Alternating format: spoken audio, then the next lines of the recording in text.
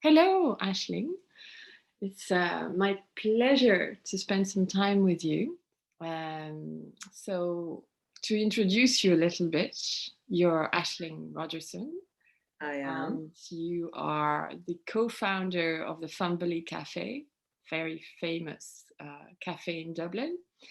And yes, it's my delight to spend some time with you today and to chat. And I'd love for you to start by introducing yourself. Hmm. So, how far back do you want me to go in terms of introduction? Is this like? As far back as you wish. It's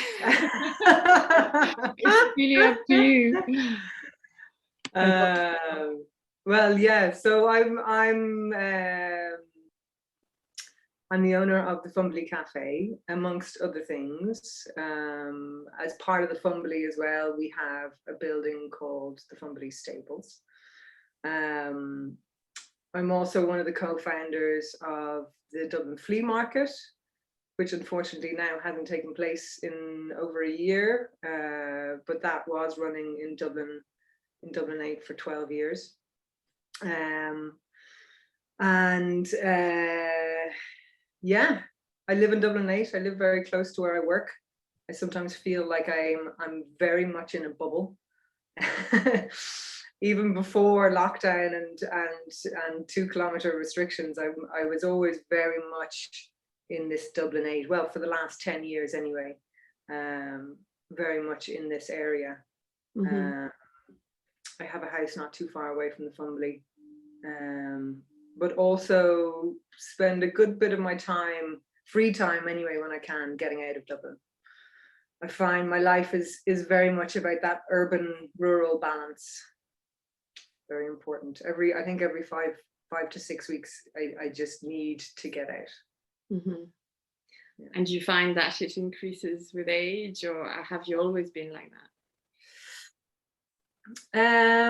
Yeah, I think maybe it does increase with age. Yeah. I mean, there was a point in my 20s where I was so certain that I was just made for city life. I just loved loved urban living from a cultural perspective and from like a community perspective, and the amount of people that you met every day and the opportunities that you got to just dip in and out of different scenes and just be exposed to so many different things. But then, yeah, like as I've gotten into my later 30s, like I could see myself living possibly in the countryside at some point. Not yet, but I'm definitely not so gung ho on cities as I used to be. that? Still love them, but again, it's about that balance. It's yeah. And tell us about the recent times, particularly the last year and a bit and a half, that we've been through so many changes, and you've just recovered from having COVID yourself. So can you tell us a bit about that? Because it's... Yeah, the day that we were supposed to do this originally was like 5 weeks ago now. The very day I woke up that morning and I was like, oh shit, this is something. So so yeah, I got a pretty bad dose of COVID. Not bad enough that I needed to go into hospital, but I was absolutely floored for 2 weeks. I don't think I've ever been as sick in my life. Wow. And so I'm into my 3rd week now past that, and I'm still feeling the fatigue thing that people talk about. It's definitely real. I'm at like, I look fine and I feel fine to a certain point, and I wake up in the morning and I generally have quite a lot of energy in the mornings, and then but it's just like I have like 60% of my normal energy, and if I use that up, I'm done for the day. you know, and I could use it up before lunchtime, depending on what I'm doing. I could use it up before lunchtime, or it could extend out into the evening. But once it's used up, I am done, and I have to go lie down, and I have to have a nap and rest. But I'm not too worried about that. You know, I'm like, I've spoken to enough people who have gone through it, that they say like, yeah, it's, you know, you will get that fatigue thing, you will get over it, just do all the right things. And I know how to do all the right things. I know how to eat well. I know how to, you know, get the right things into my body, and you know, to be doing all the right things. I know them, but I'm kind of my own worst enemy as well when it comes to making sure I consistently do them over a long period of time. So like, this is a real challenge. This is a real test for me. This illness has been, yeah, I mean, it's been a really big one. Despite the physical effects, it's been a very, very emotional and mental challenge. Can you talk to us? And learning experience. Like, you know, I really believe, even before this, I was a big believer of illness is there to teach you something. And I've probably learned the most in my life from the struggles that I've had with my own health. And this was not an exception. Okay. Yeah. Have you had a few struggles with your health over the year? Yeah. Yeah. So about 4 years ago, I got a stomach ulcer. Okay.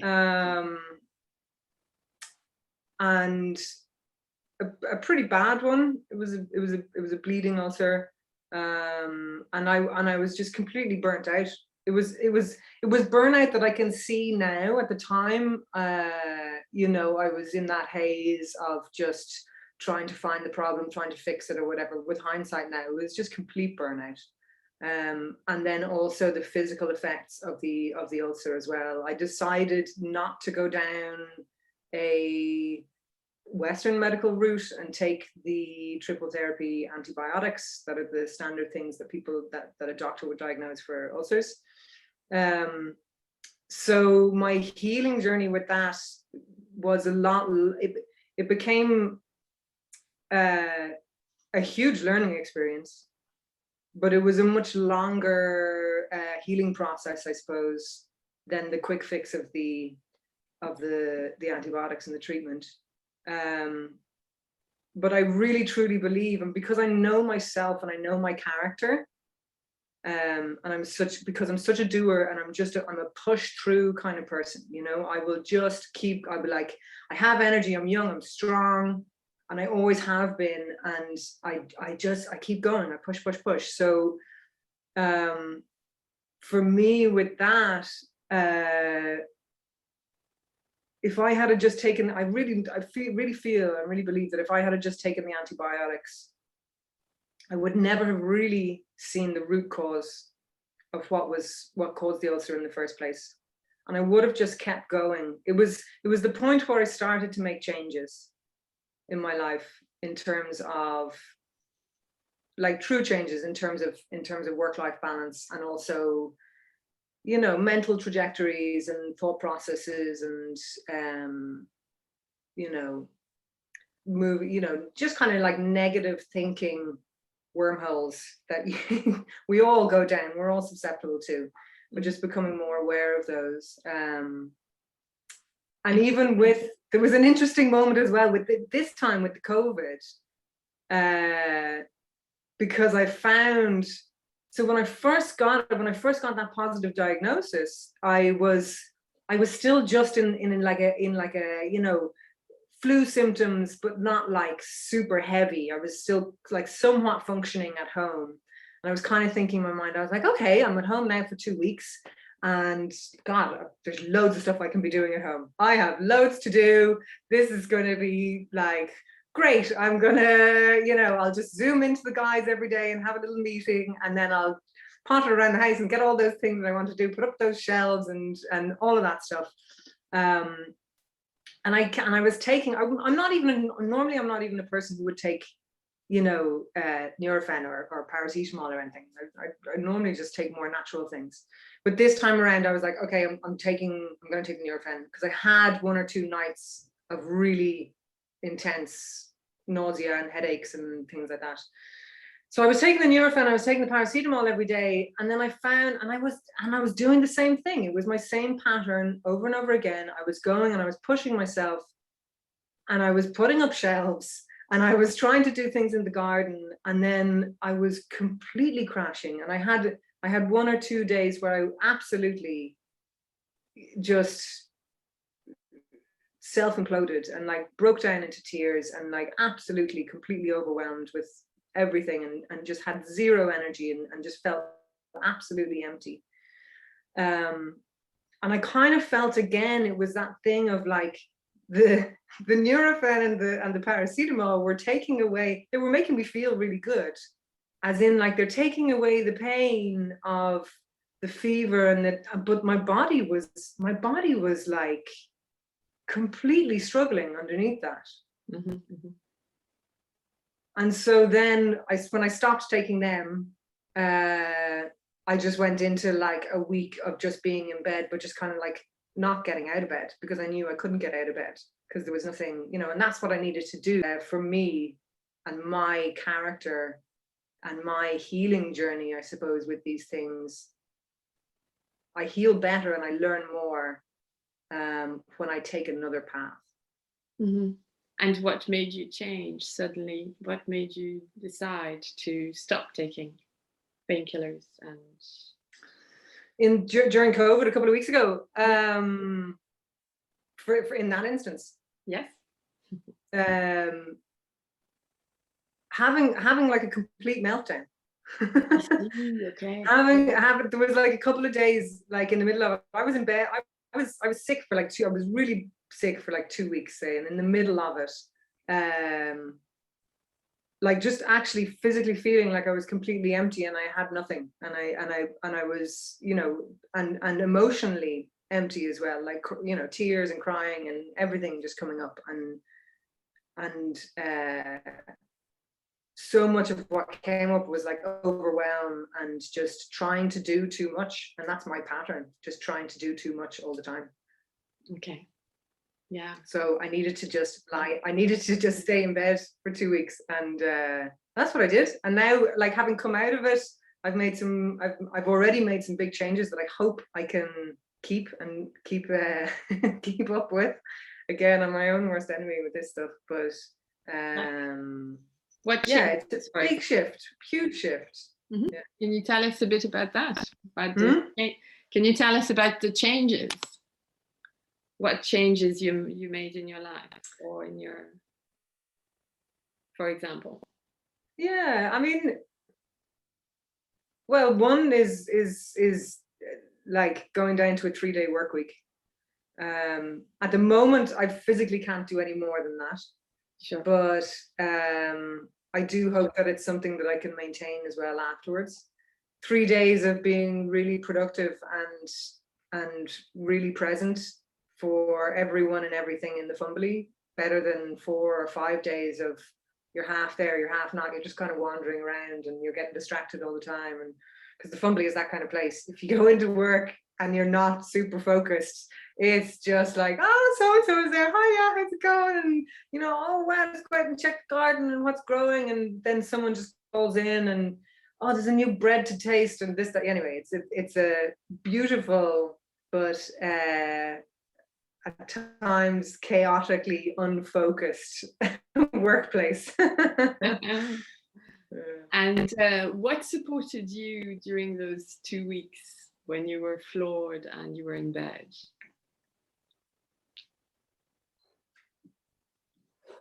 What supported me? Yes, what kept you going?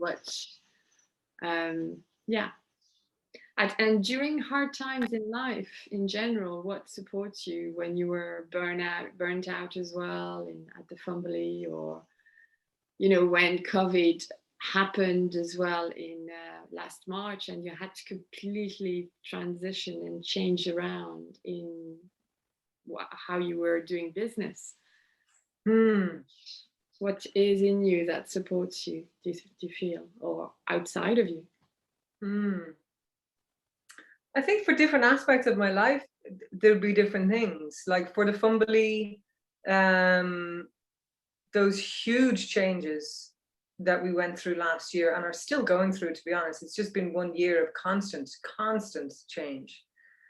Like we all just want 1 week to be the same as the week before. Like it's just, you know, and in that sense, it's the team, it's the people, it's the, yeah, it's like, it's my business partner Luca, it's the managers, it's all the staff and all the customers who are so reassuring. It's the people in the Fumbally who are so supportive, and that was one of the biggest things last year, when everything was in such turmoil, and we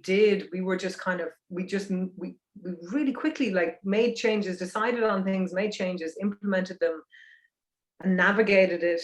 And it really made all of us realize, like, okay, we are resilient. There is a strength in what we are doing, and it is an ability to change and to not be too attached to the things, you know, to kind of say like, okay, we have to change that, and accepting that something isn't going to be the same way, or even like thinking that we were going to make it. Like last year was defined constantly by trying to make a plan for even like 3 weeks ahead. You're like, okay, in 3 weeks time we will you know, try and put the tables outside and change the menu and move those things so that we can accommodate whatever was going on. And then literally 2 weeks later, something else happens and you can't do that thing and you have to come up with a new idea.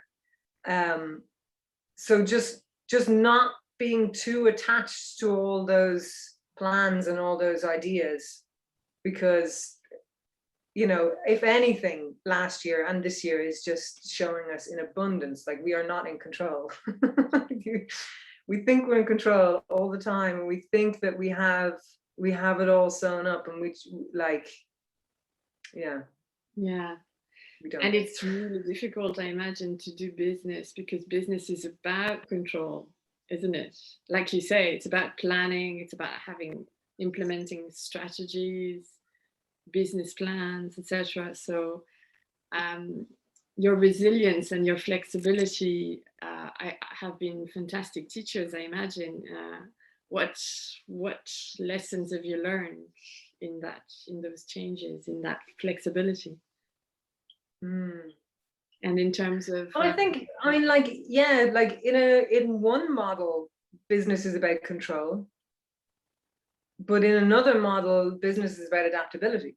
Sure. So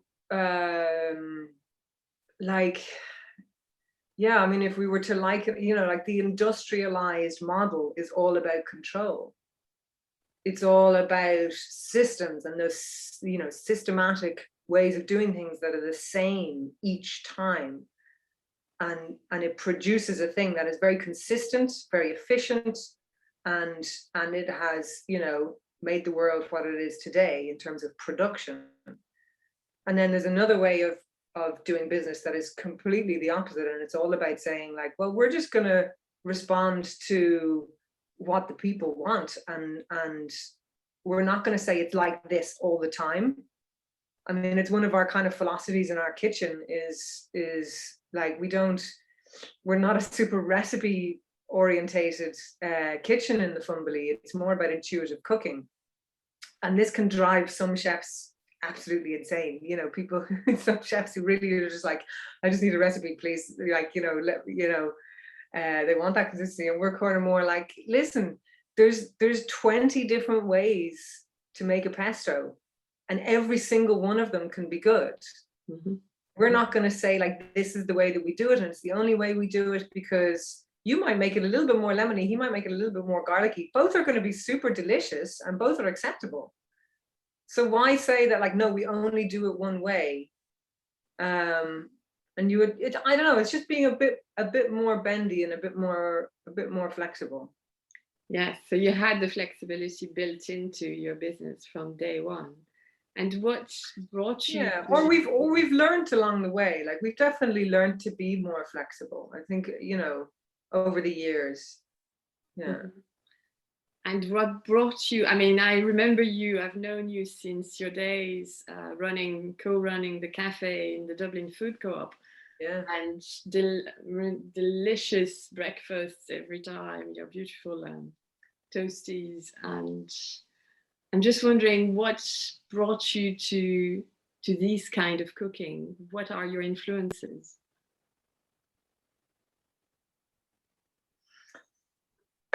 God, so our influences, I mean, like 15 years ago, I met Luca D'Alfonso, my business partner. Mm-hmm. And at that time, we were in our early 20s. We just wanted to have fun. We wanted to, just, there was already this like massive community of friends around us. And we just wanted to do something that like brought all those people together and more, and just kind of engage with people. And the food that we did back then was like super simple, kind of street food orientated, but like nothing extravagant, just good, hearty, somewhere in between like home cooking and then cafe restaurant style food that was influenced by everything from Luca's Italian background to me and my mum's kind of home cooking, of just being able to open up a fridge and say like that and that, okay, we're going to make a meal out of that. In those early years, as I said, we were quite like kind of street foodie focused, just at that cusp when street food was kind of becoming like a cool thing. We started out 15 years ago to open a falafel place. And that was how we came together. We were like, okay, well, we kind of said to each other, do you know how to make falafel? And we're like, no. Do you know how to make falafel? No. So we spent like 5 years. Huh? Why falafel? We just loved falafel. Both of us have been, there was nowhere in Dublin, I don't think there was anywhere in Dublin that was serving falafel 15 years ago. Sure. And we have both like traveled in Spain and in like London and Berlin and places like that, and it was always just the thing that we had on the go. It was like, falafel, amazing. And so we set out to open a falafel place. We never did open that falafel place, although, as you might have known, like falafel was one of the always there features on the Fumbally menu, which is why we spent 4 years like doing festivals. We had a little, kitchen that we put up and took down and put into the back of our vans, and we went around and we did festivals, and we ran the cafe in the co-op for 7 years. Yeah. And then every bit of money that we made in those first few years, we just spent on going traveling. And we went to like Sicily and Amsterdam and Seville and Berlin and London and New York and Paris, and we just went to different places. West Cork, we did a lot of West Corking. And we just absorbed, and like those trips were just like food trips. We just spent our days were just like lists of places that we wanted to go and eat things and drink things and visit farms and producers and things like that. So the foundations of the Fumbally are really built on that as well. A whole range of influences. Yeah. And were your ethics from the start, let's support locally sourced food and organic and sustainability, etc. What does that mean to you? Yeah, like all of those influences were so widespread, but it was always about using the local and organic ingredients when we could. A large part of that definitely came from our involvement in the co-op for all those years, for sure. Yeah. And just to say, I suppose maybe some people don't know what the food co-op is, but it was the first organic supplier of goods since the 80s when it was founded, right after the protest against the nuclear power plant in Council Point. Some people came together and decided to found that Dublin Food Co-op, and it's been there since the 80s. So it's a great, and still is a great hub as well of ideas and full of many eccentric different people. I mean, it's like, we learned so much in the co-op, if not just how to deal with so many different types of people and different voices in one space. It was a beautifully chaotic melting pot at times. But the one thing that brought everyone together was like a belief in the food that they were eating, where it came from, how it was made, and how important it was for them for either for health reasons or just for general sustainability reasons. Yes, global ecology, I suppose. And how did you build that into the Fumbally when you founded it with Luca? How has it informed your partnership? In one way, I think our involvement in the co-op has always made us really strongly believe that we are not a co-op. There were some aspects of it, I think, that we were just like, we really admired so much of what the co-op stands for and how cooperatives operate. But for me and Luca and our business, there was definitely a strong acknowledgement of like, we're not a co-op, and we don't run our business cooperatively, from a constitutional kind of standpoint. But there are so many elements of just cooperative management and working work ethics and ethos and approach that are in the Fumbally, a lot of which definitely came from elements of being involved in the Dublin Food Co-op, and then other places. We've been inspired by other kind of models of business and I suppose management structures. Like what, for example? I remember in our prep talk you mentioned that you ran a non-hierarchical kitchen, which I find fascinating. Can you tell us a bit more about that? So we've been running a non-hierarchical kitchen for ever since we started, and the origins of that again just came from a place of myself and Luca never came up through a traditional chefing background, so we never were trained in kitchens that were hierarchical. So for us it was just natural. Like, cooking for us was more from the heart, and it was more about you just got in the kitchen and you cooked a meal and everyone kind of chipped in. And then so that kind of approach, not ever having a head chef, was just something we never really set out to say, like, we are going to be a non-hierarchical kitchen and this is what we want to do. It kind of developed naturally, and then we ran with it for the last 9 years, 10 years. But actually, it's a really interesting moment to be talking about that, because we're currently really reassessing that model. I think for the last 9 years, we've been saying, we run it non-hierarchically, and we've done it well to a certain point. But a lot of it, if you go beneath the surface a little bit, we haven't really been addressing fully a lot of the issues surrounding responsibility, and also like just the natural power dynamics that are present in any kind of team structure. And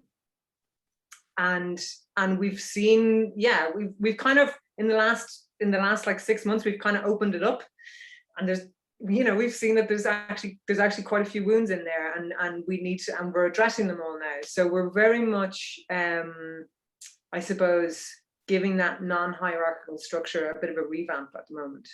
And it's not even, I'm kind of hesitant even to use the term non-hierarchical anymore. I want to start talking about something that's maybe more like a circular kitchen or something along those lines.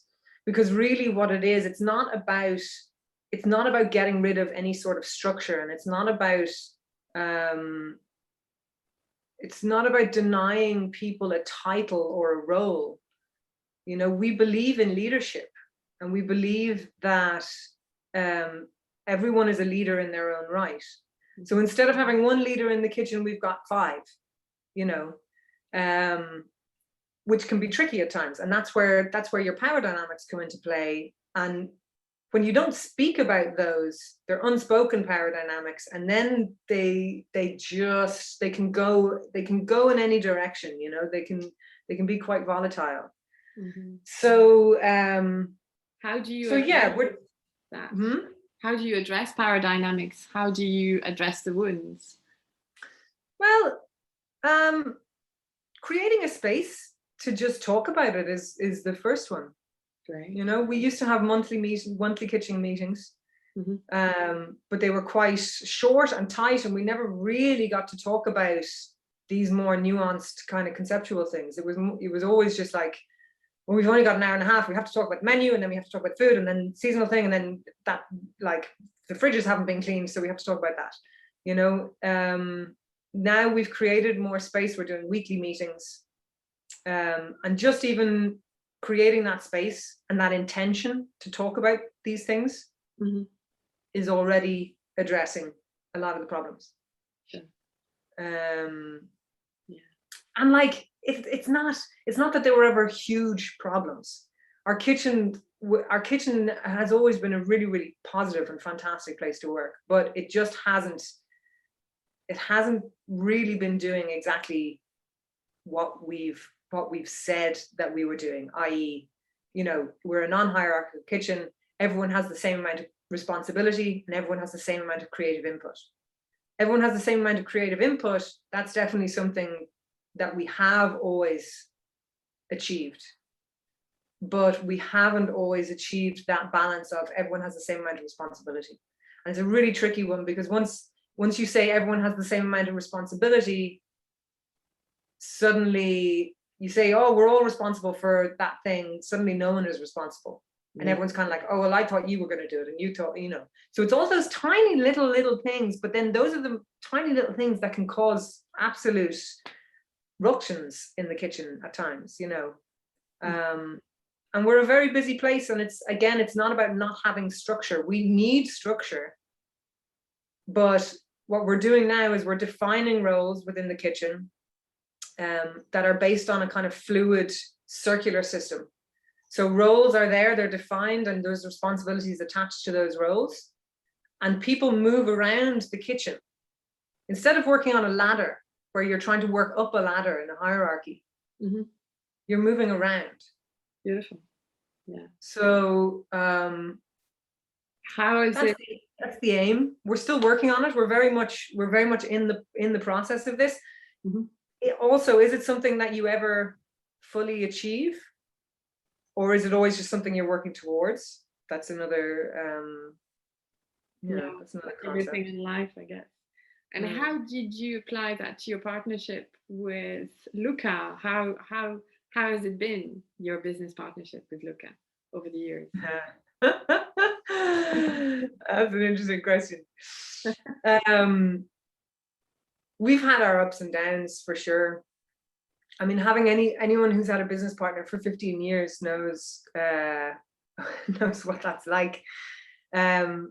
Especially when in the early years, it was like, you know, it was that beautiful kind of time in your 20s where we didn't have the full responsibility of the Fumbally yet. And we were all just like, there was this big group of friends and we were all like living in our vans and going to festivals and just having dinners in each other's houses all the time. And work and life were just completely the same.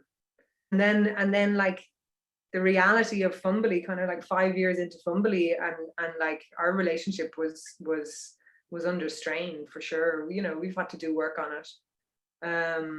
But we're in a really good place now. I kind of I used this analogy with a friend the other day. It's kind of like so like it's a marriage. I mean, like our partnership is like it's a relationship. It's like a marriage, and it's like we've had, you know, we're 15 years into the marriage. The kids are all grown up now, and like they can kind of look after themselves, and we're looking for like an open relationship. So that's where we're at right now. You know, like both me and Luca are starting to take steps back from the Fumbally in terms of our presence there all the time. We're not there 5 days a week anymore. And we're both trying to do other things with our lives, while still being completely focused and completely connected in. You know, we're starting to work in a different way. Okay. And it's potentially better than it ever has been. I mean, it's for right now. You know, it's like every chapter, they're all just different chapters. You constantly have to adjust. Yeah. And you were saying as well that the last year in particular was the biggest moment of personal growth in your life.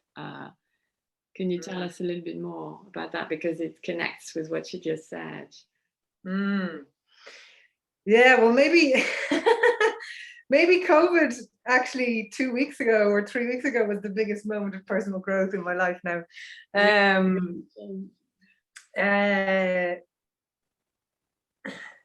I think last year, like for so many people, it's just been, it was like a catapult into whatever realms you were possibly contemplating or thinking, you know, previous. I know for me, like, I feel like I'm on what's kind of manifesting and culminating now in my life. I kind of feel like maybe it started about 3 years ago, maybe 4 years ago, maybe that moment of when the ulcer really, it was a huge turning point for me. Do you know what? Actually, I might show you something. Hang on one second. Hang on. Because I was looking at this. I was looking at this the other day. I'm using it as a bookmark at the moment. That's a very good book, by the way. I love Gabor Mate. Yeah, that's his latest. Yeah, I haven't read it. That's very good. So I don't know if you can you see this? Can I see this roughly? It's a fireplace. On one side, oh yes, I see, with a massive plank. Do you see that there's something written on that piece of wood? Can you kind of make it out? Oh wow. Not really. Sorry. Okay. Well, there is, my camera isn't the best anyway either. There's a number. There's the words, please don't move. Oh wow. With an exclamation mark at the end on that piece of wood. Okay. And this that's my little stove that was in my flat that I was living in at the time. I took this photo on a day when I was in so much pain, and I didn't know yet at that time that it was a bleeding ulcer. it was the snowstorm. I don't know if you remember, like when it was super snowy, like 5 years ago, 4 years ago, 5 years ago, whenever that was. There was like loads and loads and loads of snow. Like the whole city was completely blanketed.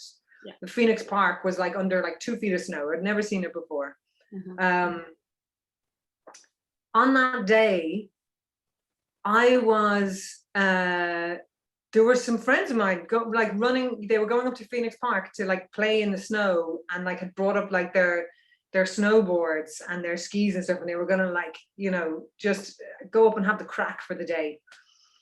I was in so much pain lying on the couch, and still going through my head that day, I was like, no, go, just okay, just put on your shoes, just don't worry, you'll be fine, you like just go up. There was something in me that was like, I just really wanted to go and just be out. I had to, like, I just couldn't be lying there, but I was in so much pain, and there was this like battle. I was still, my brain was telling me, no, but you want to go and have fun, you want to go and have fun.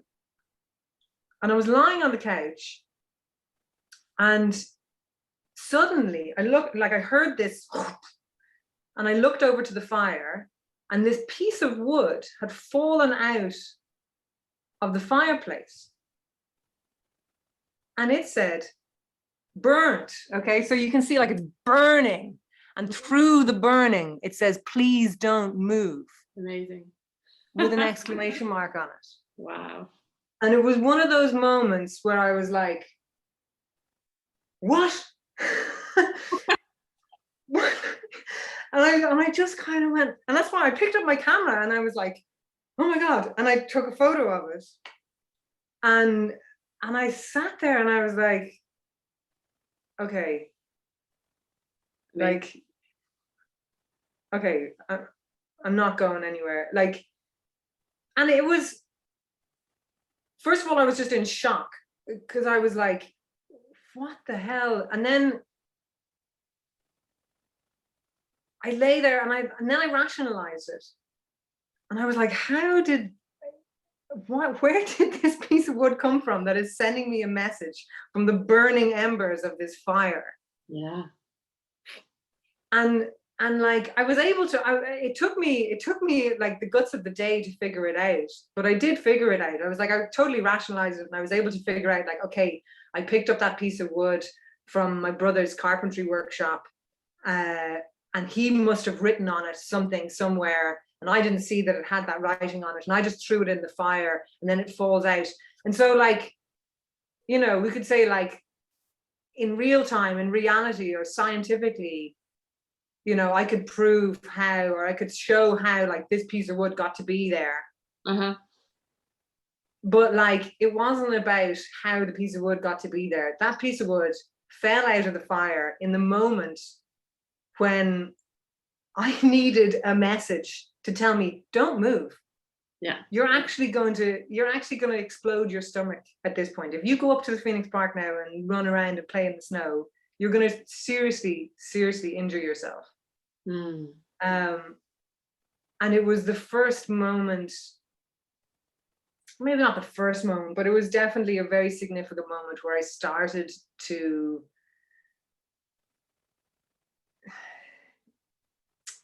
see things in the world, I suppose, that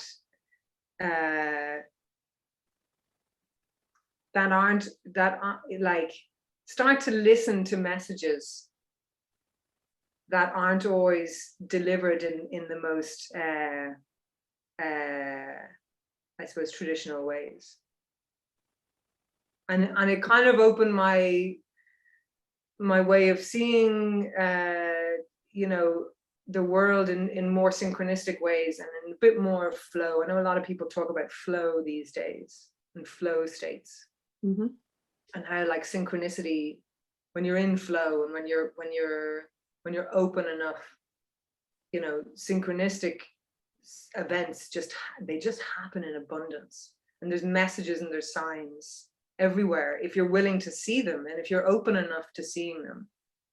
Now this wasn't nuanced and subtle. This was like a burning message telling me to stop, to slow down, to not move, And, you know, this was an obvious one. This was like a really big one saying like, stop.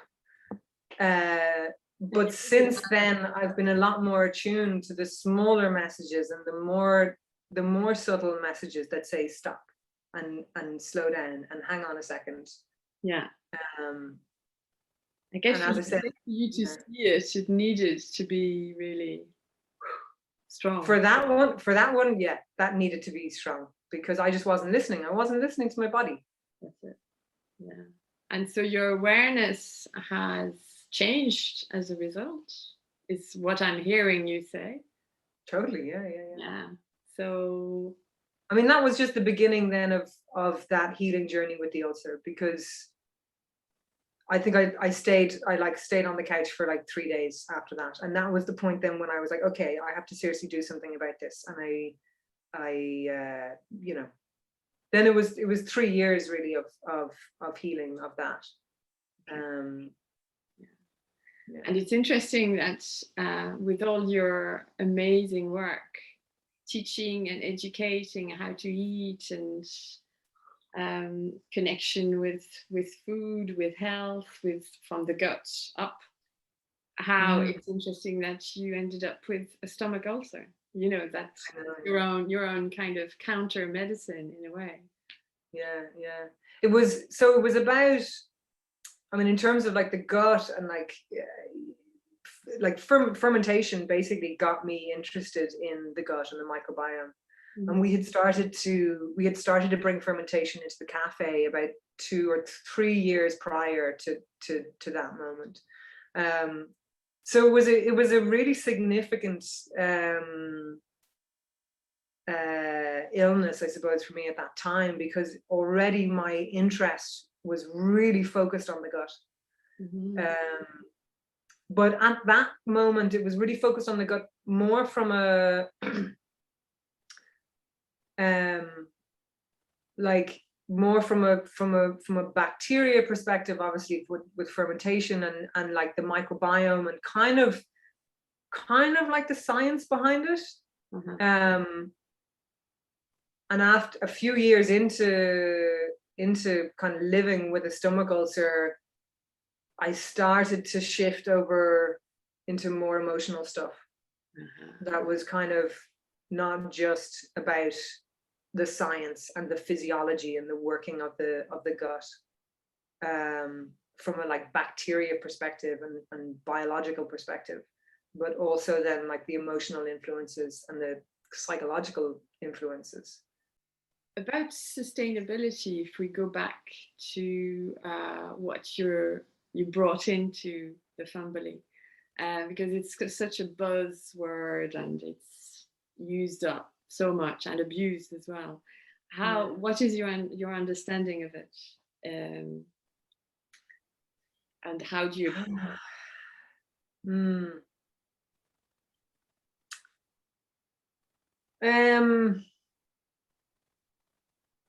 Sustainability for me these days is so much about energy, and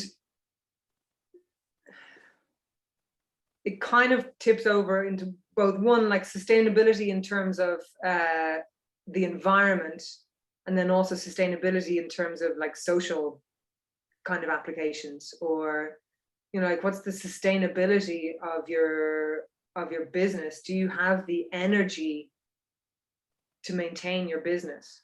What's the sustainability of that action? And like it's about draining energy, either keeping energy in place, like essentially we're talking about like draining the energy resources of the planet. Mm-hmm. Or draining your own energy resources. Mm-hmm. Something is no longer sustainable for you. It's like you don't have the energy to engage with it anymore. Mm-hmm. Which is what you felt, I guess, when you had that ulcer. Yeah. And so, like, in terms of how we've brought like how we approach sustainability with our business, like since the beginning, we've always had I suppose, sustainable approach in terms of environmental impact. I kind of feel like I don't know, that topic, I have mixed feelings about it currently. I think I spent so many years kind of focusing on the nitty-gritties and the tiny little things, and like getting really worked up about whether our takeaway container was as eco-friendly and compostable and biodegradable as it could be. And in the past, like 2 to 3 years, kind of just realizing like there's so much more to it than that. It's way bigger. Mm-hmm. We actually did, so we held a kind of workshop conference 2 years in 2019. We basically commissioned research to be done on sustainable decision making for Irish businesses in the food sector. And so we commissioned a researcher, Tom O'Dea from UCD, to really go into the nitty-gritties of decision making. And so, like, again, it's that thing of like, as a business owner, you get so bogged down in trying to decide on like whether how much meat you should be serving, whether you should be doing compostable or fully biodegradable or recyclable. Should you how much energy usage your business is using, so many different things, and a lot of the time we're making decisions based upon whatever information we're being fed from whatever different resources that can be very, very, very conflicting. Mm-hmm. There's so much conflicting information out there when it comes to environmental impact, mm-hmm. and a lot of it is genuinely because the information is not clear cut. It's so complex and so intertwined and so nuanced. But so and essentially what it comes down to is that anything that we do has an impact, and anything that we create, anything new that we put into this world, it doesn't matter. Like, I've kind of come to the conclusion that it doesn't matter if it's recyclable or compostable or whatever. If you're still creating a new thing that's intended for single use, it doesn't matter. It's all the same. Mm-hmm. We've got to just start being able to live with what already exists. And I know that's that feeds into the zero waste movement and all those amazing things that Mm-hmm. But at the moment it's not good enough. Those movements are too niche and they're too small, and they just don't impact they're a drop in the ocean when you look at like the concrete industry, or even like the Bitcoin or something, all of those things that are just so astronomically, hugely, massively, unfathomably bigger than our little decisions on our coffee cups. Yeah. But it's not to say that we shouldn't empower people to make those decisions and to be, to take that kind of ownership of their own lives and to make a stand and say, like, no, I am standing up for this. I really believe that we do have an impact as an individual. It's a very important thing. I feel like I've gone on a complete tangent away from your question. Can you remind me what the question was in the first place? The question was about sustainability, what it means to you, but it's okay. That you could go on a tangent with, and I think I was talking about. So we commissioned this research, and we put together a report, and it was fantastic. And we engaged. So we put a call out to like loads of different food businesses around the country, and like 30 other food businesses came back and said that they wanted to be involved, they wanted to help with the research. And then we all came together and we did a workshop on a day where Tom then presented the findings of the research. We had put it together into an official report, which is available for anyone to see on our website, on the Fumbally Stables website. Okay. What were the findings? What were, if you can tell us maybe some of the key findings of the report? Sure. So each of the kind of approaches were broken down into impact on land use, waste, carbon emissions, and then also ethical kind of grounds as well. I think one of the most impactful findings from that report was the research that he did into compostables, because at that time, 2019, the whole world was just obsessed with coffee cups and compostable coffee cups or reusable coffee cups. And what his research showed, and it's very comprehensive and it's completely independent, was that there's no difference between a compostable or recyclable coffee cup, or even almost practically even like a styrofoam cup. Again, it's like it's single use, and it's not about what happens after we use it. And so much of the time when we try and make decisions in relation to the environment or in relation to our impact on the environment, we think about what happens after us. What are we going to do with that thing that we've just consumed? Where is it going to go? Or what is it that we're consuming? And one of the biggest things from this report and his research that showed is like so much of the impact happens before us, and it's not, and we're blindsided to it because we don't see it. Yeah. And so when it came down to the issue on the coffee cups,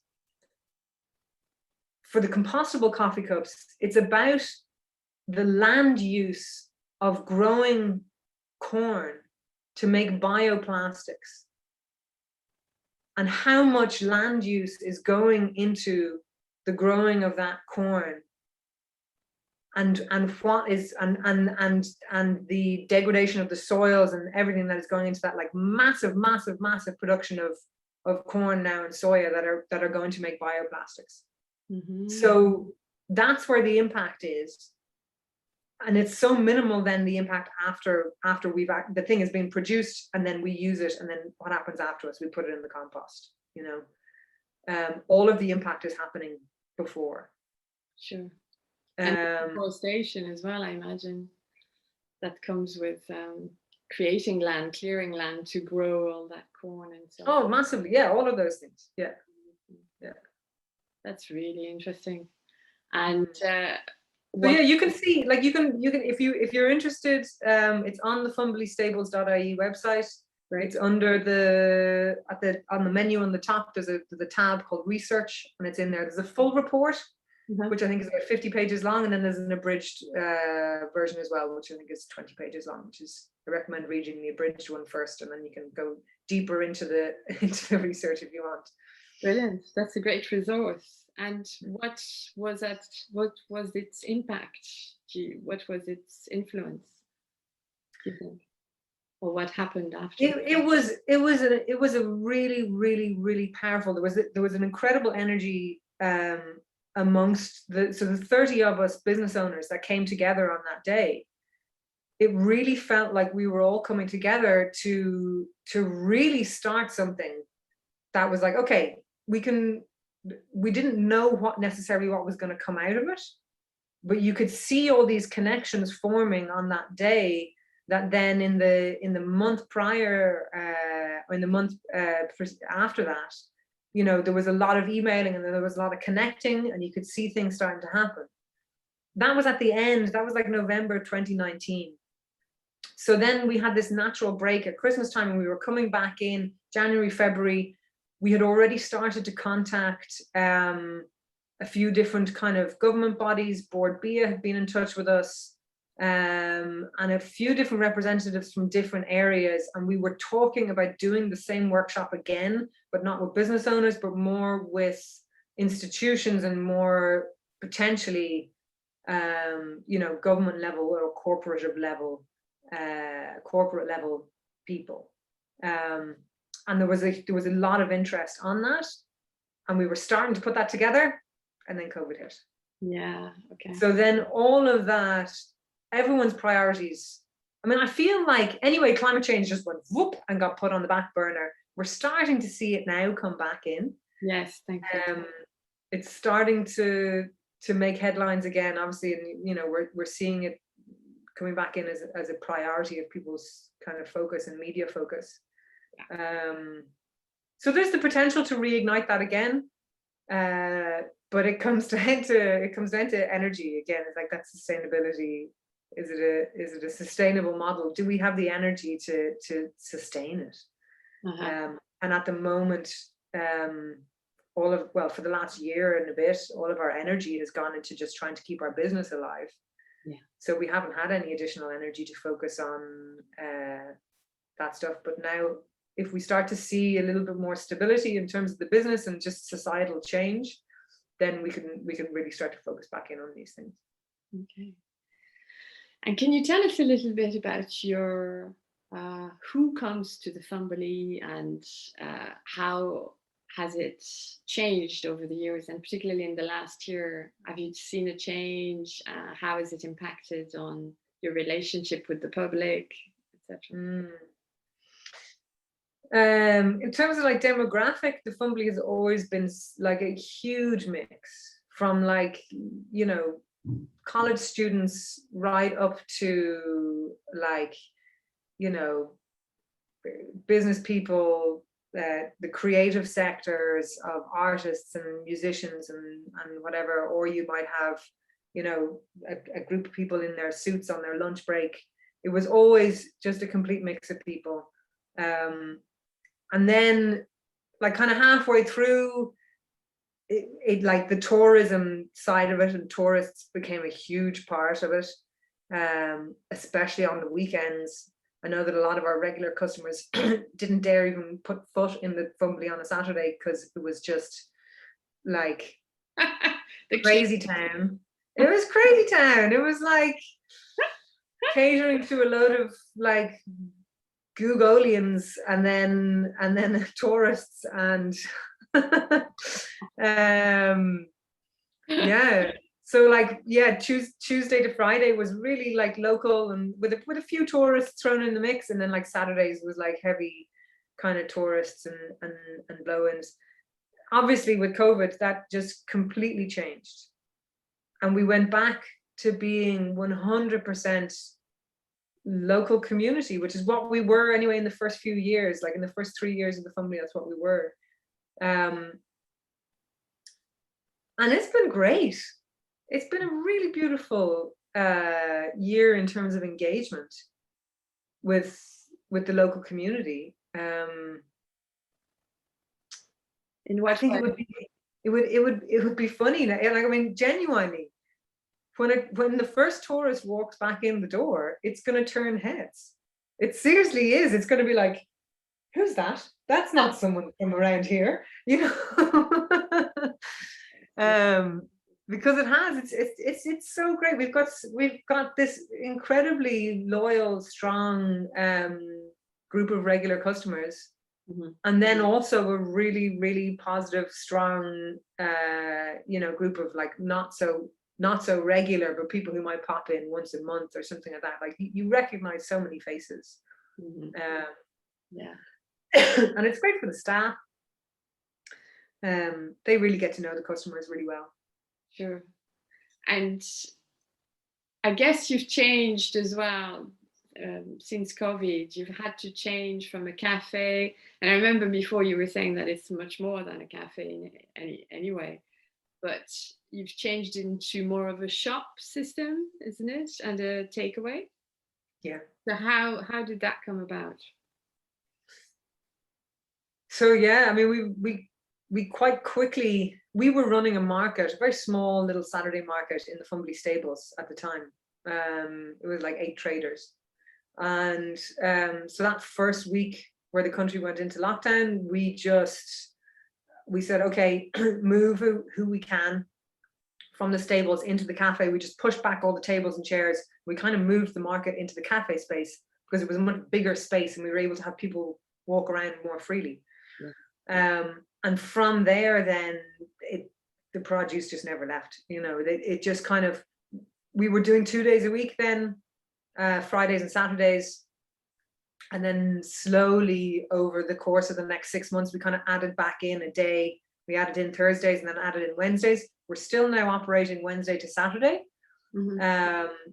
And we have like a full fruit and veg offering where we work with about 7 or 8 local farms and producers and growers.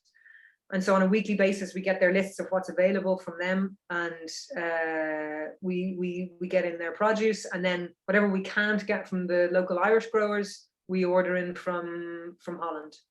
So we get a pallet delivery of organics every week from the Dutch market. And then, yeah, we just built up our selection of meats and cheeses and pasta and dried goods, and we've got a whole fridge full of our own ferments and things that we make now in the way of like chutneys and jams and pestos, and then like, the whole way through last year, you just start seeing all the cafes and small little food businesses that couldn't operate in the same way anymore. Everyone just started making products.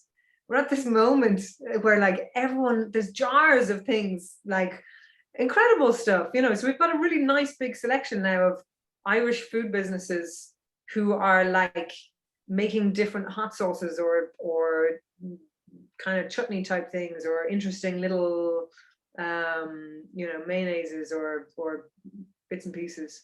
So it's great. We have, and we've got a full slate. We're a fully functioning, operating shop. We're baking all our own bread, all our own sourdough.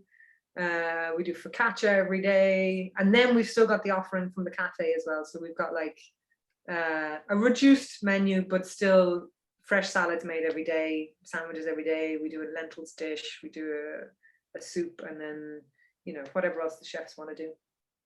Lovely. And how has your business model changed as well? You were telling me that now you're going to involve, that it's going to be profit sharing system with the staff. So that's really interesting. Yeah. So, yeah, we actually just had our final chat with the lawyers last week, actually, to finalize the documentation around it. So that's really exciting. I mean, we've been talking about it for years, and we're finally hopefully going to be putting it into place in the next month or two. And it's a profit share with the staff. It comes from a place of just being so frustrated and disillusioned with the ability to pay our staff what we would like to pay them. The industry that we work in, is essentially a minimum wage industry, or very close to it. And we ourselves, in your 20s, you have all the energy in the world and all the idealism, and you're grand, and you can work for, money that just pays the rent and gives you a holiday in the summer and a bit of fun in your off time. But we've had staff, like, as we're growing up, our staff are starting to have families and kids and stuff, and you just, there's no career really for people who work in the hospitality industry. And it's so, wages are such a huge part of our outgoings, and a very fragile part. And like last year, when like things go bad, they can go really bad. And and wages are the one, like, you know, way above anything else. They're your highest cost in hospitality. So they're the most volatile. So it's very, very hard to commit to high wages for people, because it's just such a volatile industry. So this was our way of saying, okay, well, if the company does well, like, everyone's working on close to minimum wage, you know, not far off it. But if the company does well at the end of the year, everyone benefits. So our model is simply that once you've been working in the company for 2 years or more, you're entitled to take part in the profit share. Whether you're a KP, a chef, you're on the floor, or you're a manager, everyone is entitled to a share of the profits. Great. 25% of the company profits will be shared each year going forward. And we've developed a kind of weighted system. So there is, like, depending on how many, you know, whether you work full-time or part-time, whether you are a manager or on the floor or whatever, there's different kind of weights that will allocate it out as fair as we feel possible. But once you've been working in the company for 2 years, you're entitled to a share of the profits. How many staff are there in the Fumbally? So now I think there's like 16 of us. Okay. Pre-COVID, we were about 27, 28. Yeah. But now, yeah, we're a much smaller team now. 16. And you're looking at possibly re-employing, do you think? Soon? I mean, obviously. Hopefully not. I think we're all happier working with a smaller team. It's much more manageable. We have a lot more time to really address people's needs. And if we can maintain financially, you know, if we can maintain the business with this size of a team, we might end up growing by 1 or 2 more. But I mean, right now, no. No. And just to move a little bit away, I see the time, and I'd love to ask you a couple of questions about your relationship to your country, to your native country, and to land too, because you were saying at the beginning that you have brought in a lot more connection to the countryside in your life.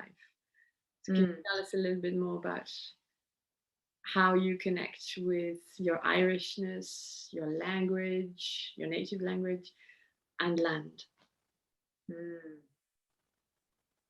Lovely, yeah.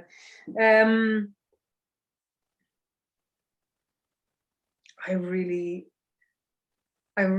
feel the connection to Ireland and the landscape in particular when I go abroad. And like, yeah, I remember a moment I was driving in California, I think in Sacramento, like 6 years ago. And I was driving up quintessential kind of Californian coastline, beautiful, and a tune by Martin Hayes came on the radio, or I don't know if it was playing on my iPod or something at the time, and it was so visceral. The music and the evocation of what that music evoked in me was this incredibly powerful connection to where I was from. And it might have been because I was in a place that was so strongly had its own identity as well. Like, I was driving up through the redwoods, and just that tune in that moment, completely brought me to tears. I had to pull the car over to the side of the road and like stop, and I was just like, and I just felt so Irish in that moment, and really felt the connection to my landscape and my home. And you know, I could see the places that that music came from. and made me associate with. A lot of my Irishness is feeling, is I feel connected to this country and this countryside. I've done a lot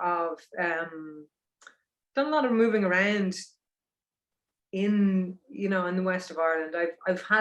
I've always had a van, like for the last like almost 20 years, definitely like 18 years. I've had a van that I will throw down a mattress or sleep in the back of. Right. So every year, numerous times, at least 3 or 4 times in a year, I'll just go off in the van and find remote places in the West and park up. And the freedom of that, and the places that I have found in Ireland because of that freedom and that ability to just go somewhere and to really just be in the landscape, has connected me, I think, a lot to the landscape, to Irish landscape. And what are your favorite places in the West? Every single county in this country has its own uniqueness and its own identity. I mean, obviously I'm drawn to the West, like everyone is. I think the wildness of the West Coast. Like in Galway. I have a strong connection to Cork because my family has a house down in West Cork. But there's something Kerry calls me, like Kerry calls me more than Cork does, I think. Okay. But then like so does Clare, and so does like Connemara. Is just like this year, actually, I'm getting really strong pulls towards Connemara this year. I really feel, and I haven't been to Connemara in about 3 years. So I want to spend a bit of time there this summer. Donegal then as well. Oh my God. Like each one is just to a foreigner, it's all just green and it's all just hills and this, that, and the other. Each one is so unique. The landscape is just so different in each county. Yeah. I agree. And I am a foreigner. Yeah, okay, well you get it then, you've seen it. I mean, just even like the slight difference between the rock formations that might be on the coast in Donegal versus, the kind of like the slanted ruggedness of in down by like the bridges of Ross or down around Clare, where you've just got like these, like where the sea and the land just kind of come into each other, versus just like the sheerness of the cliffs up north, where it's just like boom, sea, land, sea, and it's like, and then like the roundedness of the kind of areas of Connemara. Yeah, and I guess it's different geologies and different fields as well.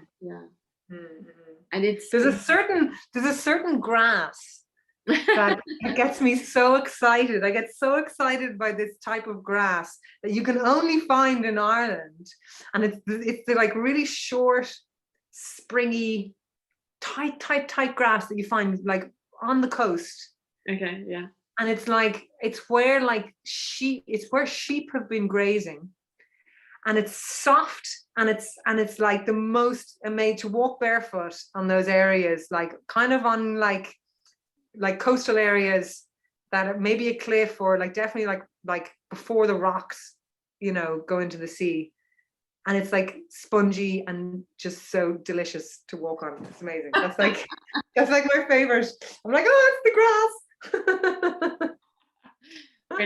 It sounds like it's very mossy as well. Yeah, kind of. And then when you look at, like, if you go in really tight and close into that grass, like there's kind of like little it's almost like there's kind of mosses, but also like little kind of like almost like succulents growing in there as well. Like if you take a tiny little square section, there's so much life.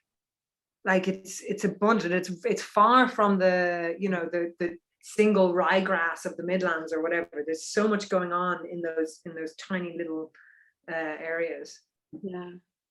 And speaking of that, wild foraging and things like that, is that something you would bring into the Fumbally, or you have brought into the Fumbally, you know, using wild herbs and wild foraging, like mushroom, you would use? Yeah, it's always been there. It's always been a part of the kitchen since day one.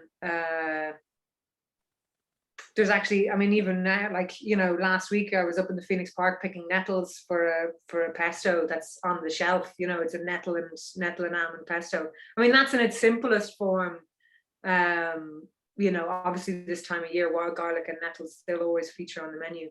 But even more, like, over the years, we've kind of slightly controversially put like Japanese knotweed on the menu, and we've had you know, more kind of medicinal things, forage kind of stuff. We have a cleavers vinegar on the go at the moment, actually. Brilliant. And like, yeah, I mean, wild forage things have been there a lot. Yeah. And do you feel there is a real trend around rewilding and reconnecting with land at the moment? What's your take on it? How buoyant is it? What does it reflect? Yeah, that book, Rewilding. Who wrote that? Who was that woman who wrote that book from Knepp in England? Wilding, The Return of Nature to a British Farm? Yes. Isabella Wilding, Isabella Tree. Yeah. Oh, okay. I wasn't aware of that, actually. Yeah, check it out. What was the question again? Sorry. What's my thoughts on rewilding? Yes, what you think is it a reflection of? Is it connecting? How is it a fad, or do you feel it's going to continue? How connected is it to global warming as well, the reaction to it? I don't think it's a fad, for sure.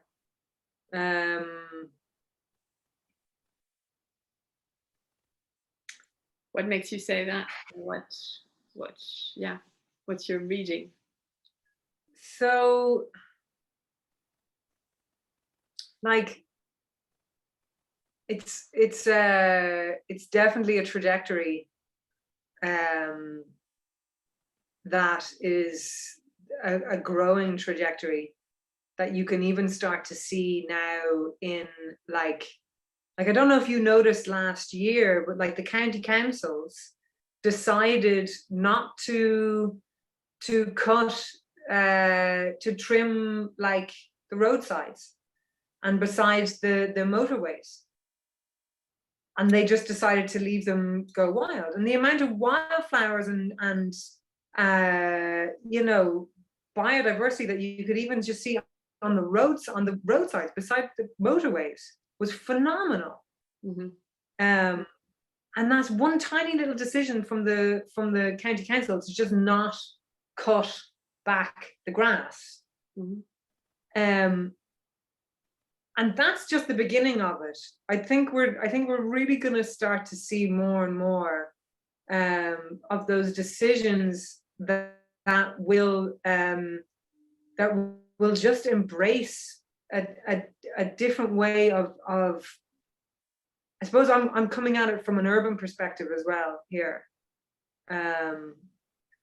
which isn't necessarily the answer. I think the bigger question in rewilding is about like you know, re-wetting our boglands and like you know, turning just grazing pasture back over into biodiverse like woodland and agroforestry and things like that. But from an urban perspective, I think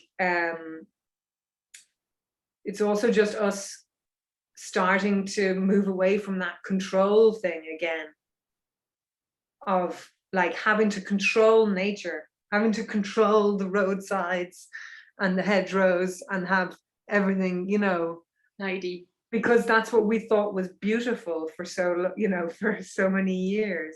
yeah. But more and more now you are seeing people embracing the beauty in wildness.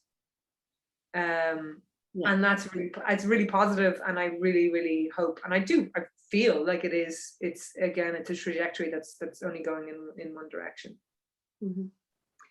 So do you feel now that we're reopening and the country-wide circulation is coming back, are you going to reopen the Fumbally stables? Are you going to invite people to your workshops, or what's happening?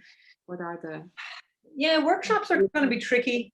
Like until we can have, you know, I used to teach fermentation workshops in the stables kitchen.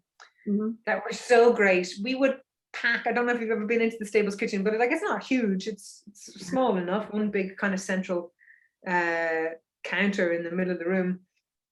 But we would pack in like 20, 25 people sometimes. And it was lovely, and everyone would be like shoulder to shoulder there, like sitting in and learning about fermentation or sourdough bread or whatever, and then everyone would get up and make something in the middle of the kitchen at the end, and it was really like hustly bustly, beautiful. We can't do that anymore, not for the moment anyway. Yeah. Okay. So I mean, and that was our style. And I mean, not to say that we can't change our style, going back to what we started talking about at the beginning of this chat. Yeah. But right now, workshops are tricky just from a logistical perspective. We definitely want the building, like once, you know, we're waiting for people to kind of come to us in a way, because we're there and we are still a space that can be used in so many diverse different ways. I'm talking about the stables here now rather than the cafe shop. But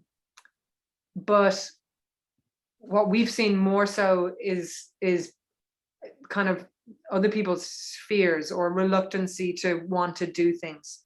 Mm-hmm. So once the general public kind of that fear factor has kind of dropped a bit, and people are willing to be in the same room as each other again and not freak out. We're here, we're open. Yeah, we're ready to bring a bit of life and culture back into the building for sure. Lovely. Maybe one last question. How do you feed or nourish or nurture your spirit? You know, do you have a spiritual practice?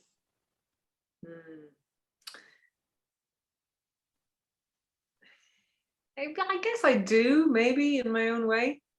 I would have been very hesitant to use the word spiritual until recently. Mm-hmm. Probably only in the last 2 to 3 years would I even have embraced talking about it. Even though now I'm aware that like there are elements of spirituality that I've always had in my life, but I just wasn't really aware of them, or I didn't put a label on them. Uh-huh.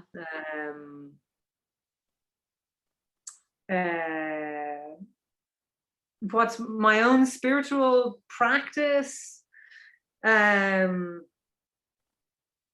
guess is I wouldn't say I really have one. I have a lot of self-inquiry, which I think just naturally leads to what you might term or call spiritual practice. I don't really personally see it as that, but sure. Some people might. Mm-hmm.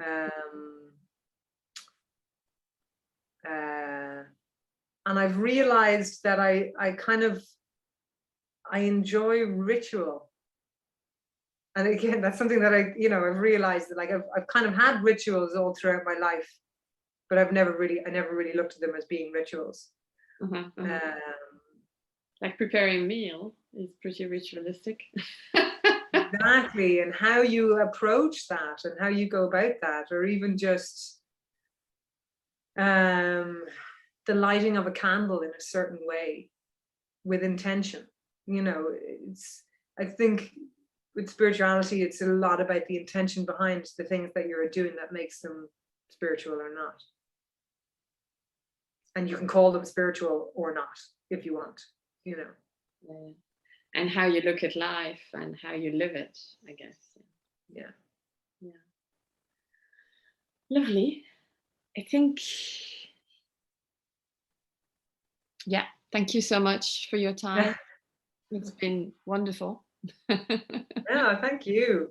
It was great. Lovely chat. Thank you.